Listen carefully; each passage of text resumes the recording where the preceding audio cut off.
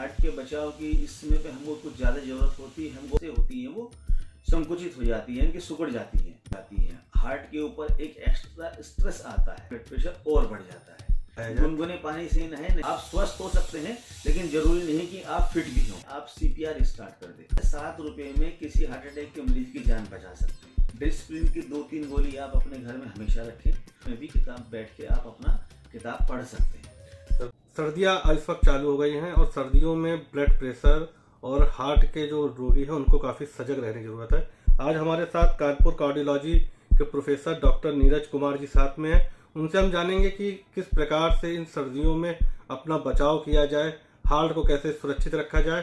Sir बहुत बहुत धन्यवाद अपना महत्वपूर्ण समय देने के लिए। सर्दियाँ चालू हो गई हैं, हार्ट के जो रोगी हैं उनको बड़ा बचाव की ज़रूरत है सर, उसके लिए कुछ बताइए सर। हाँ, ये भी बहुत ही अच्छा सवाल है और इतने समय पे जबकि मौसम चेंज हो रहा है और धीरे धीरे हम सर्दी की तरफ बढ़ रहे हैं, कुछ इलाकों में बहुत ज़्यादा सर्दी पड़ भी रही है, तो हार्ट के बचाव की इस समय पे हमको कुछ ज़्यादा ज़रूरत होती है, हमको अधिक सावधानी बरतनी पड़ती है। चेंज होते हैं, चाहे वो गर्मी का हो या सर्दी का हो, तो किस तरह के बदलाव आते हैं। सर्दी जब स्टार्ट हो जाती है तो सबसे पहले जो ठंडी हवाएं चलती हैं वो हमारे शरीर का तापमान कम कर देती हैं। तापमान कम करने से जो हमारी बाह्य जो शरीर के स्किन लेवल पे या चेहरे पे जो एक्सपोज एरिया है, वहाँ की जो नसें होती हैं वो संकुचित हो जाती हैं, इनकी सिकुड़ जाती हैं। उनके सिकुड़ने से हमारा जो शरीर है वो बाहरी उन हिस्सों में खून कम भेजता है, जिससे कि हमारा ब्लड प्रेशर बढ़ने लगता है। नंबर 2, सर्दी होने की वजह से हमारे हार्ट को, क्योंकि सर्दी से लड़ना होता है और मनुष्य एक ऐसी प्रजाति है जिसमें टेम्परेचर रेगुलेशन उस शरीर के अंदर ही सही होता है, तो उस ठंड को कम्बैट करने के लिए, उस ठंड से लड़ने के लिए हमारे हार्ट को जो है वो ज़्यादा काम करता है, जिससे कि हमारे शरीर में ज़्यादा गर्म खून पहुंच सके और हम सर्दी से लड़ सके। तीसरा जो महत्वपूर्ण बदलाव होता है, जो ठंडी हवाएं हमारी सांस के द्वारा लंग्स में जाती हैं, तो वो लंग्स को जो क्या करते हैं, कंजस्ट कर देती है, और ये लंग्स का जो कंजेशन है ये हार्ट की तरफ रिफ्लेक्ट होता है, तो हार्ट थोड़ा सा अंडर प्रेशर आ जाता है। तो ये 3 मेन मैकेनिज्म है, इसकी वजह से हम लोगों को परेशानियां होती हैं। सर क्या मॉर्निंग वॉक जो लोग सुबह कर रहे हो इस वक्त, उनको भी क्या मॉर्निंग वॉक बंद कर देना चाहिए या क्या किस तरह के प्रिकॉशंस सुबह लेने चाहिए? देखिए, सर्दियों में क्या होता है, एक तो मॉर्निंग में समस्या होती है, पहले एक तो कोहरा बहुत होता है, तो कोहरा होने की वजह से जो पोल्यूशन के जो कण होते हैं वो स्मोक बना लेते हैं। स्मोक प्लस कोहरा ये स्मोक, तो वो जो स्मोक अगर हम बहुत अर्ली सूरज निकलने से पहले हम लोग अगर टहलते हैं तो हमारे ही लेवल पे कंडेंस रहते हैं, तो कंडेंस रहने की वजह से आता है हम लोग पोल्यूशन को ज़्यादा इनहेल करते हैं। तो इसमें राय यही दी जाती है कि आप जब तक कि सूरज ना निकले, कोहरा ना छट जाए, तब तक आप ना टहलें। सर जो वॉल्व लगाए हुए हैं जिनको स्टेंट लग चुका है, उनके लिए क्या प्रिकॉशंस इसमें है सर्दी में? देखिए, जो ऑलरेडी जिनके ऑपरेशन हो चुके हैं, जैसे स्टेंटिंग हो गया है या बाईपास सर्जरी हुई है या वाल्व प्रोसीजर्स हुए हैं, किसी भी तरह की कोई कार्डियक सर्जरी जिसमें हो गई होती है, तो उनको क्या सर्दी के बदलाव के साथ साथ खून ज़्यादा गाढ़ा होने लगता है, ब्लड प्रेशर बढ़ने लगता है और आपकी धड़कनें कुछ तेज हो जाती हैं, हार्ट के ऊपर एक एक्स्ट्रा स्ट्रेस आता है। तो उस कंडीशन में बहुत ज़रूरी है कि आप जहाँ से भी आपका इलाज चल रहा है, आप वहाँ पर जाके अपनी दवाइयों को ऑप्टिमाइज कराएं, चीज़ों को क्या क्या सावधानी बरतनी है वो समझ लें और दवाइयों को समय समय पे जो है आप बदलाव कराएं, और डॉक्टर साहब से जो भी आपके कार्डियोलॉजिस्ट, कार्डियक सर्जन, जिस भी क्षेत्र में आप हैं, आप उनसे बात करते रहें और अपने आप को बार बार दिखाना बहुत ज़रूरी है। सर जो पर ये तो आप डॉक्टरों से मिलके, वैसे जैसे घरेलू क्या करें कि वो केयर अपना बनाए रखें? हाँ, सावधानी कहा जाता है कि सावधानी जो है वो इलाज से हमेशा बेहतर होती है। तो इसके लिए हमको क्या करना है, सबसे पहले तो कि मौसम सर्दी का है, हमको सर्दियों से बचना है। सर्दियों से बचने के लिए हम गर्म कपड़ों का इस्तेमाल कर सकते हैं या लेयर्ड कपड़ों का इस्तेमाल कर सकते हैं। दूसरा क्या होता है, हमको टेम्परेचर डिफरेंस से बचना है, जैसे कि अगर हमारे रूम में हीटर लगा है, हमने उसको गर्म रखा हुआ, तो अचानक से हम ठंडी वातावरण में ना जाए, थोड़ा समय दें अपनी बॉडी को, उसके लिए एक्लिमेटाइज होने दें, उसके बाद हम जो है अपना टेम्परेचर चेंज करें। दूसरा, खाने पीने में केवल गुनगुनी चीज़ों का इस्तेमाल करें, ठंडी चीज़ों से बचें, ठंडे पानी से बचें, जो ठंडे पेय पदार्थ हैं उनसे बचें, ठंडा खाना ना खाएं। तीसरा, कोई भी ऐसे फूड से हमको बचना चाहिए जो कि जिसको कि पाचन क्रिया के लिए में हमको ज़्यादा मेहनत करनी पड़ेगी, यानी कि जो खाना देर से पचेगा वो उतनी देर तक अब आपके हार्ट पे एक एक्स्ट्रा लोड डालेगा, क्योंकि उसको पचाने के लिए आपको ज़्यादा खून चाहिए होगा। तो आप ज़्यादा तेल वाली चीज़ें या ज़्यादा भारी सामान, बहुत मसालेदार चीज़ें इस मौसम में अवॉइड करें। ब्लड प्रेशर के जो मरीज है उनके लिए क्या कहा जाए, क्योंकि बताते ब्लड प्रेशर इस वक्त सर्दियों में खून जो है गाढ़ा होने लगता है। खून गाढ़ा होने लगता है। दूसरा ये होता है क्योंकि नसें हमारी संकुचित हो जाती हैं, तो ऑलरेडी संकुचित होने की वजह से हमारा ब्लड प्रेशर और बढ़ जाता है, जिससे कि हमारा हार्ट अंडर स्ट्रेस आ जाएगा, उसकी धड़कनें बढ़ने लगेंगी। तो सब बचाव केवल सर्दी से बचाव है, और जो खाने पीने में हमने जो बोला है, बताया है अभी, उन सब चीज़ों से हम बचाव रखेंगे और अपने ब्लड प्रेशर को नियमित रूप से मॉनिटर करते रहें। घर में चेक करते रहें, आसपास चेक कराते हैं, और आपको जरा भी कोई समस्या लगती है उसको इग्नोर ना करें, और अपने निकटवर्ती कोई भी अस्पताल, कोई भी डॉक्टर, आप उनके पास जाके अपना जो समस्याएं हैं उनको जरूर बताएं। सर एक मिथक भी है कि कुछ लोग सुबह जो ठंडे पानी से नहाने, एक मिथक है कि हम तो भाई ठंडे पानी से ही नहाते, हम तो गर्म पानी से नहीं नहाते, उसके बताइए सर कि जो ठंडे पानी तो लोग सुबह उठ के नहाते, बासी पानी ठंडे पानी से। देखिए, बहुत ही गलत धारणा है और इसके बड़े नुकसान होते हैं। पहला नुकसान क्या होता है, जैसे ही हम अपने शरीर पर ठंडा पानी डालते हैं, हमारा जो ब्लड है, जो हमारा शरीर का बाहरी हिस्सा, जो स्किन, हमारी त्वचा पर जैसे ठंडा पानी लगेगा, पूरे शरीर की नसें अचानक से सिकुड़ जाएंगी, और सारा खून जो है वो सेंट्रल, यानी कि हमारा जो सेंट्रल बॉडी पार्ट है उसकी तरफ भागेगा, जिसमें हमारा मस्तिष्क आता है, हार्ट, फेफड़ा और आंतें। यानी कि सुबह उठ के गुनगुने पानी से ही नहाया जाए। गुनगुने पानी से ही नहाए, नहीं तो बहुत ज़्यादा चांस होते हैं कि आपको हार्ट अटैक या ब्रेन स्ट्रोक हो सकता है। बीते रोज कई बड़े सेलिब्रिटीज और कई लोगों की मौत हो गई। कुछ लोगों की राजू श्रीवास्तव हुए, सिद्धार्थ शुक्ला हुए, वो जिम में जाके उनके एक्सपायर हो गए जब एक्सरसाइज के दौरान।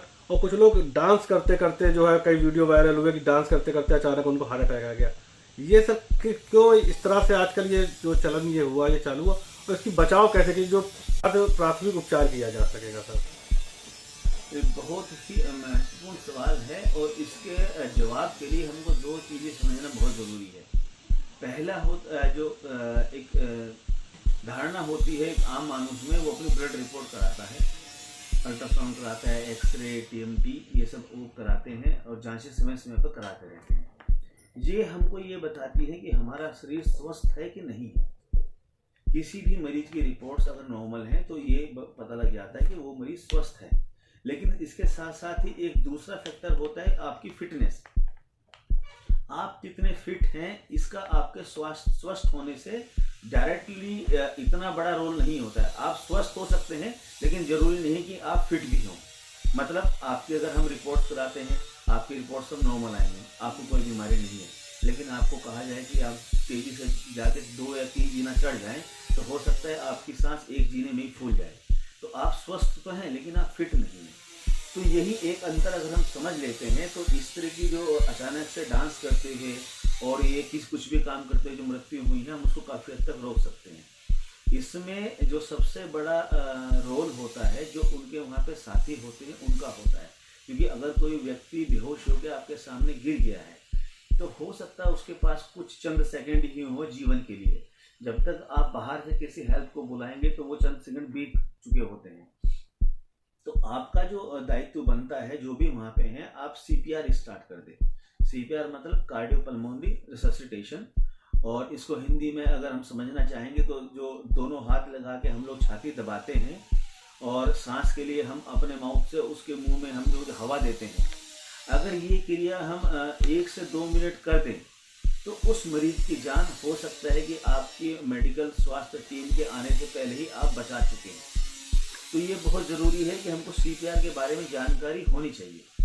सर वो CPR की जानकारी, क्योंकि अमूमन तो बहुत ही कम लोगों को ये CPR की जानकारी, तो उसके लिए क्या किया जाए? देखिए, वैसे तो अब इतने हमारे पास प्लेटफॉर्म है, YouTube प्लेटफॉर्म है, ऑनलाइन प्लेटफॉर्म है। अभी 2 दिन पहले ही भारत सरकार ने पूरे देश में CPR अवेयरनेस प्रोग्राम चलाया था, और जगह जगह पे बहुत सारी NGOs भी चला रही हैं।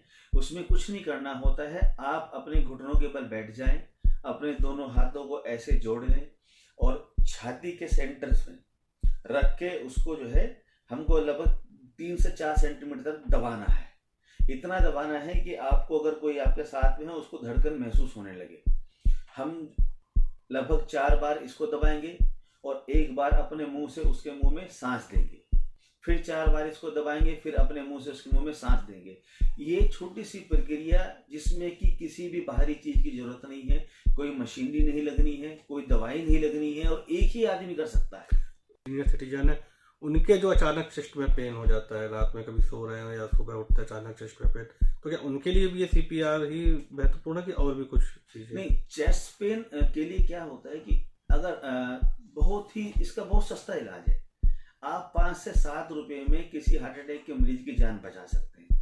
जैसे कि किसी को घर में अगर चेस्ट पेन होता है तो एक टेबलेट आती है इकोस्प्रिन या डिस्प्रिन, जो हम लोग नॉर्मल सब लोग इस्तेमाल करते हैं। डिस्प्रिन की 2-3 गोली आप अपने घर में हमेशा रखें। वो 50 या 60 पैसे की शायद एक गोली आती है। एक टेबलेट होती है सॉर्बिट्रेट या आइसोर्डिल। इसको क्या होता है, अगर आपको बहुत तेज दर्द हो रहा है, आपको इस गोली को निकाल के जीभ के नीचे रखना है और बैठ जाना है, क्योंकि इसके खाने से हो सकता है कि आपको थोड़ा सा चक्कर वगैरह आए, लेकिन ये ऐसी दवाई है जो लगभग मान के चलिए कि आपके हार्ट अटैक को तुरंत रोक सकती है। और तीसरा 3 या 4 रुपए की टेबलेट आती है, स्टैटिन्स बोलते हैं, जो कि आपके कोलेस्ट्रॉल करने की दवाइयाँ होती हैं। तो ये 4 या 5 रुपए की एक किट होती है। इसको सभी घरों में होना चाहिए। ऐसी 2-3 किट 15 रुपए की हम बना के अगर हम अपने घर में रखते हैं तो अगर कभी भी आपको आपके परिवार में, आपके पड़ोस में अगर कभी भी समस्या लगती है तो बिना किसी हिचक के ये दवाई आप उसको दे सकते हैं। इसको देने से कोई नुकसान नहीं होता है। काफ़ी वीडियो आए जिसमें जिम करते करते अचानक जो जिम कर रहा है वो व्यक्ति की मौत हो जाती है, तो वो क्या करना है? ज़्यादा जिम करना भी, या जिम को लेके जो जैसे आप कह रहे हैं कि एक जो हेल्थ चेकअप कराने के लिए, उसमें क्या दिक्कतें आ रही है सर? जो जिम करने वालों को की मौत ज़्यादा हो रही है। देखिए, जो लोग जिम जाते हैं बहुत अच्छी तरह से जानते हैं कि जिम करने के, जब हम जिम सेंटर में जाते हैं वहाँ 2 तरह की टेक्निक्स होती हैं। एक होता है कार्डियक जिम और दूसरा होता है वेट जिम। कार्डियक जिम में क्या होता है, हम लोगों को सबसे पहले जाके कार्डियक ट्रेनिंग करनी होती है, जिसमें कि ट्रेडमिल और इंक्लाइनर, रिक्लाइनर, साइकिलिंग, इस तरह की चीजें होती है। इससे क्या होता है कि आपकी बॉडी को एक पेस मिलती है। आप ये समझ जाते हैं कि आपकी बॉडी आपका कितना भार उठा सकती है। अगर आप अपने शरीर को वार्म अप किए बिना अगर आप वेट उठाते हैं तो उससे जो मसल्स को आपकी जो ब्लड चाहिए होगा वो हार्ट आपका सप्लाई नहीं कर पाएगा और उसी स्ट्रेस में आपको हार्ट अटैक होने के चांस बढ़ जाते हैं। अगर आप उससे पहले ट्रेडमिल कर लें या जो इस तरह की फिजिकल एक्टिविटीज होती हैं, जंपिंग हुआ, आपका रोप स्किपिंग हुआ, साइकिलिंग हुआ, अगर आप जो हल्की फुल्की जो जिससे कि आपकी बॉडी वार्म हो जाए। कम से कम आपको 20 से 25 मिनट वेट ट्रेनिंग करने से पहले आपको इस तरह की कार्डियक एक्सरसाइज करनी ही चाहिए। उससे क्या होता है कि आपके शरीर के हर हिस्से में खून का बहाव इतना अच्छा हो जाता है, क्योंकि जब आप वेट उठाने जाते हैं तो अचानक से हार्ट के ऊपर लोड नहीं आता है और वो लोड आने की वजह से ही आपको हार्ट अटैक पड़ते हैं। क्योंकि सर्दियों में टेम्परेचर डिफरेंस बहुत ज़्यादा होता है, तो सर्दी के मौसम में ये चीज़ बहुत ज़्यादा जरूरी हो जाती है कि आप 20 मिनट में 5 मिनट एक्स्ट्रा और कार्डियक एक्सरसाइज पहले करें। अरे एक पहल आपने बड़ी इस वक्त बहुत अच्छी शुरू की है, जो आप अपने मरीजों को और लोगों को रामायण और गीता की किताबें दान करें। कहाँ से प्रेरणा मिली सर आपको ये करने की? देखिए, क्या है कि हम सभी लोग अपने घर में किसी न किसी धर्म को मानते हुए किसी न किसी पुस्तक का पाठ करते हैं और पूजा पाठ करते हैं। और भारतवर्ष में तो जब सबसे जो पुराना धर्म है पूरी दुनिया में वो सनातन धर्म है, जो कि हजारों करोड़ों सालों से चला आ रहा है। और पूजा पद्धति और इस तरह के धार्मिक जो कार्यक्रम है वो एक बहुत बड़ा प्रभाव डालते हैं इंसान के जीवन और मस्तिष्क और उसके सेहत पे। ये सर्वविदित है। हम लोग भी अपने घर में हमेशा पाठ करते हैं और सभी लोग करते हैं। बस जिस तरह से वो हमारी चिंताएं हर लेते हैं, बस यही प्रयास हमारे मन में आया कि क्यों ना जो मरीज वहाँ पे परेशान है, अगर उनको कि वो घर से दूर होते हैं, जो रोज पूजा पाठ करने वाले लोग हैं वो इससे वंचित रह जाते हैं। यही सोच के हमने उनको एक माहौल दिया कि आप घर में, आप हॉस्पिटल में भी किताब बैठ के आप अपना किताब पढ़ सकते हैं। सर बहुत बहुत अच्छी जानकारी से बहुत बहुत धन्यवाद। और सर आगे भी हम आपसे इस तरह से क्वेश्चन पूछते रहेंगे कि लोगों को मदद मिल सके कि किस तरह से वो अपने हार्ट को अच्छा बना के रखें। बहुत धन्यवाद सर। नमस्कार।